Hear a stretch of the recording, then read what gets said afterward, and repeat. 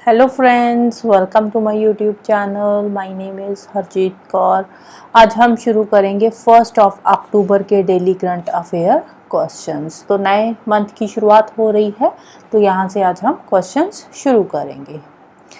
Important days से शुरुआत करते हैं। 1 अक्टूबर को 3 इम्पॉर्टेंट डेज आते हैं, हालांकि इतने ज़्यादा इम्पॉर्टेंट नहीं है, लेकिन एक बार देखने लायक है। 1 अक्टूबर को आता है international day of the older persons. कौन सा है? International day of the older persons.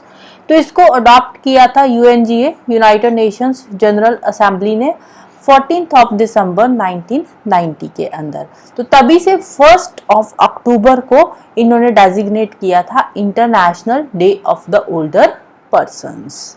तो इस साल का थीम क्या है? इस साल का थीम है ageing with dignity, the importance of strengthening care and support system for older persons worldwide। तो मतलब क्या है कि जैसे जैसे एज बढ़ती है तो उसी तरह से हमें उनकी डिग्निटी को भी बढ़ाना है, उनकी केयर करनी है, उनको सपोर्ट देना है all over the world. Older person को सपोर्ट देने के लिए, स्ट्रेंथन करने के लिए ये जो डे है वो सेलिब्रेट किया जाता है। सेकेंड आता है इंटरनेशनल कॉफी डे 1 अक्टूबर को ही, और इस साल का थीम है coffee your daily ritual our shared journey.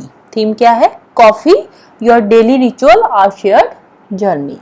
और थर्ड आता है वर्ल्ड वेजिटेरियन डे। इसका थीम है mix it up. Vegetarian day का थीम है mix it up. Mix it up means vegetarian जो वेजिटेबल्स है उसको आप अपनी डाइट में मिक्स करो, राइट। तो 3 डेज है, देखो, ओल्डर पर्सन्स, कॉफी डे और वेजिटेरियन डे। तो ओल्डर पर्सन जो होते हैं, बूढ़े हो जाते हैं, वो क्या वेजिटेरियन हो जाते हैं क्योंकि नॉनवेज उनको डाइजेस्ट नहीं होता, तो वेजिटेरियन हो जाते हैं और साथ ही साथ कॉफी पीना शुरू कर देते हैं। तो इस तरह से आप याद रख सकते हो। अक्टूबर महीने की शुरुआत हो रही है, तो एक ओल्डर पर्सन, यहाँ पे एक बूढ़ा आदमी है, तो ये क्या है? ये वेजिटेरियन बन चुका है। इसने बोला भी अब से मैं सिर्फ और सिर्फ वेजिटेरियन खाना खाऊंगा और साथ में कॉफी पीऊंगा। तो वेजिटेरियन खाना खा रहा है और कॉफी पी रहा है, राइट। नेक्स्ट चलते हैं क्वेश्चंस पे। फर्स्ट क्वेश्चन है mother Mary comes to me. Mother Mary comes to me क्या है ये? Mother Mary comes to me ये एक बुक का नाम है। It is the first memoir of, ये किसकी बुक है? तो ये है अरुंधति रॉय की। Mother Mary comes to me is the first memoir of Arundhati Roy. Memoir क्या होता है? ये होता है बायोग्राफी, राइट। जो भी रियल नॉलेज है उसके बेसिस पे जो बायोग्राफी बनाई जाती है उसको बोलते हैं मेमोयर। तो mother Mary comes to me किसका मेमोयर है? अरुंधति रॉय का। नेक्स्ट है who is the author of the book Khaki में स्थित प्रज्ञा। खाकी में स्थित प्रज्ञा, इसके ऑथर का नाम क्या है? तो इसके जो ऑथर है वो एक आईपीएस ऑफिसर है। आईपीएस ऑफिसर है। तो अपने जो लाइफ का एक्सपीरियंस इनका रहा है, तो उसके बेसिस पे इन्होंने ये बुक लिखी है जिसका नाम है खाकी में स्थित प्रज्ञा। नाम क्या है? नाम है अनिल रातूरी जी। किसने लिखी है? अनिल रातूरी जी ने। और इसको रिलीज किया है पुष्कर सिंह धामी ने। किसने रिलीज किया है? पुष्कर सिंह धामी ने इसको रिलीज किया है, इस बुक को। और इसके ऑथर का नाम क्या है? अनिल रातूरी जी। नेक्स्ट है Keki N Daruwalla who dies recently is a famous. Keki N Daruwalla ये कौन थे? केकी एन दारूवाला जो थे, he is a famous poet. ये फॉर्मर आईपीएस ऑफिसर भी रह चुके हैं और ये फेमस पोएट भी है, राइट। नेक्स्ट है what is India's rank in WIPO's global innovation index. Global innovation index 2024। Global innovation index 2024 release हुआ है। किसने रिलीज करा है? विपो ने। विपो क्या है? वर्ल्ड इंटेलेक्चुअल प्रॉपर्टी ऑर्गेनाइजेशन ने इसको रिलीज किया है। तो इसमें इंडिया का रैंक कौन सा रहा है? तो इसमें इंडिया का रैंक रहा है 39। लास्ट ईयर से हमने एक रैंक इंप्रूव किया है। लास्ट ईयर जो 2023 का रैंक था, 2023 का जो रैंक था वो कितना था? वो था 40। तो इस साल हमने एक रैंक इंप्रूव किया है, 39 पे हम आ चुके हैं। नाम क्या है इंडेक्स का? Global innovation index. कौन रिलीज करता है? वर्ल्ड इंटेलेक्चुअल प्रॉपर्टी ऑर्गेनाइजेशन इसको रिलीज करती है। और इसमें टॉप पे कौन सी कंट्री रही है? तो टॉप कंट्री है स्विट्जरलैंड, टॉप पोजीशन पे कौन सी कंट्री है? स्विट्जरलैंड। और पिछले 14 साल से स्विट्जरलैंड इसमें टॉप करती आ रही है। सेकंड रैंक है स्वीडन का सेकंड रैंक है, और थर्ड है यूएस का, और फोर्थ पे है सिंगापुर। राइट, टॉप 3 जो होती है वो इंपॉर्टेंट होती है, Switzerland, Sweden and US. Right, next है which country tops in world talent ranking 2024। World talent ranking 2024 का भी एक इंडेक्स आया है। तो ये जो वर्ल्ड टैलेंट रैंकिंग है इसमें टॉप पोजीशन पे कौन सी कंट्री रही है?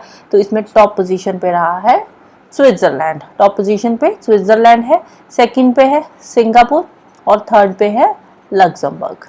राइट, और ये जो इंडेक्स आया है, जो रैंकिंग आई है, ये किसकी है? ये है international institute for management development ने ये नेशंस को असेस किया है।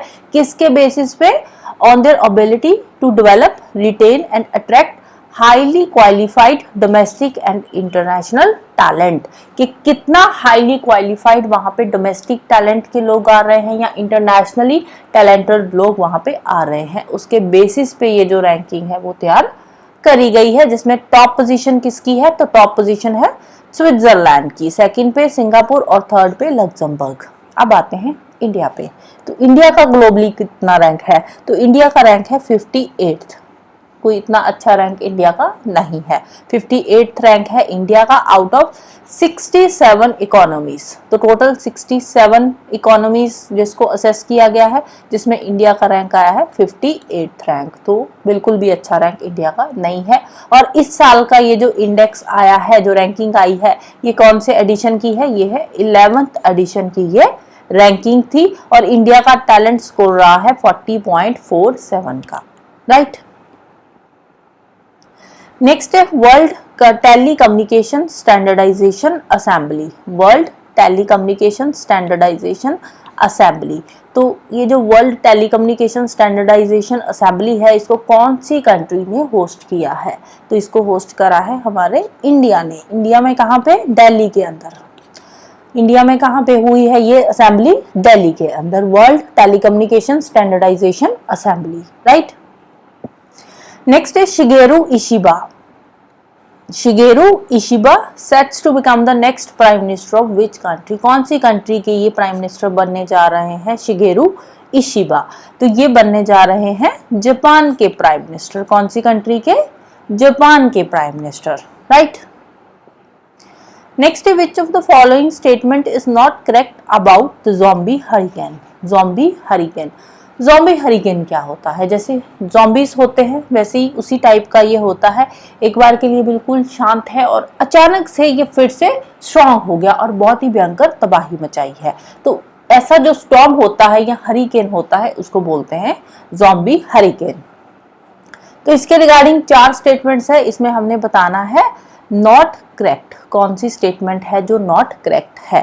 फर्स्ट क्या है? It dissipate before strengthening back into the storm. एक बार के लिए ये बिल्कुल शांत हो जाता है, ऐसे लगता है जो स्टॉर्म है या हरिकेन है वो खत्म हो गया, लेकिन एकदम से फिर से ये स्ट्रेंथन हो जाता है, स्ट्रॉन्ग हो जाता है, बहुत ही भयंकर तबाही मचाता है। ज़ॉम्बी हरिकेन कैसा होता है कि एक बार के लिए डिसिपेट, बिल्कुल शांत हो जाता है, फिर एकदम से भयंकर तबाही मचाता है। बिल्कुल सही स्टेटमेंट है। सेकेंड है zombie storm first coined by US national weather service in 2020। US national weather service ने ये जो ज़ॉम्बी स्टॉर्म की टर्म है ये दी थी फर्स्ट टाइम 2020 के अंदर। बिल्कुल सही स्टेटमेंट है। थर्ड है it strengthened once again and brings rain to Vietnam's south western coast. अब स्ट्रेंथन हुआ ये एकदम से और बहुत ही भयंकर तूफान आया है, बहुत ज्यादा बारिश हुई है एकदम से। वियतनाम के साउथ वेस्टर्न कोस्ट पे ये नहीं हुई है, तो ये वाली स्टेटमेंट नॉट करेक्ट है। कहाँ पे हुई है? इसकी वजह से बहुत ही भयंकर तबाही मची है। तो कहाँ पे मची है? मैक्सिको के अंदर। कहाँ पे? मैक्सिको में। राइट, तो सी वाली स्टेटमेंट नॉट करेक्ट है। वियतनाम नहीं आएगा यहाँ पे, मैक्सिको आएगा। Name of zombie hurricane is John. जो मैक्सिको के अंदर ये जो ज़ॉम्बी हरिकेन आया है इसका नाम है जॉन। राइट, नेक्स्ट है who has been elected as Asia organisation of supreme audit institution 2024 to 2027 chairman. 2024 से लेकर 2027 तक Asia organisation of supreme audit institution के चेयरमैन कौन इलेक्ट हुए हैं? तो इसके चेयरमैन इलेक्ट हुए हैं जो इंडिया के कैग है, कंट्रोलर एंड ऑडिटर जनरल है। इंडिया के कंट्रोलर एंड ऑडिटर जनरल कौन है? गिरीश चंद्र मुर्मू। तो गिरीश चंद्र मुर्मू अपॉइंट हुए हैं Asian organisation of supreme audit institution के, राइट। नेक्स्ट है B Vanlalvawna. B Vanlalvawna ये अपॉइंट हुए हैं इंडिया के एम्बेसडर कौन सी कंट्री में? इंडिया के एम्बेसडर कौन सी कंट्री में जाकर बने हैं ये? B Vanlalvawna. तो ये बने हैं कंबोडिया के अंदर, इंडिया के एम्बेसडर ये अपॉइंट किए गए हैं। तो कंबोडिया कहाँ की कंट्री है? तो कंबोडिया एशिया की ही कंट्री है, साउथ ईस्ट एशिया में ये रहा कंबोडिया की लोकेशन। थाईलैंड आ रहा है इसके साथ, लाओस और वियतनाम, 3 कंट्रीज के साथ ये बॉर्डर शेयर कर रही है और इसकी कैपिटल है फनोम पेन। 3 कंट्रीज के साथ बॉर्डर शेयर कर रही है और फनोम पेन इसकी कैपिटल है, राइट। नेक्स्ट है who has been honoured with Indian chemical council lifetime achievement award for 2023। Indian chemical council lifetime achievement award 2023 का किसको दिया गया है? तो ये दिया गया है दीपक सी मेहता जी को। किसको मिला है? दीपक सी मेहता जी को। कौन है ये? ये एक बहुत ही फेमस इंडस्ट्रियलिस्ट है जिनको ये अवार्ड दिया गया है, राइट। नेक्स्ट है 12th edition of Kerala travel mart 2024।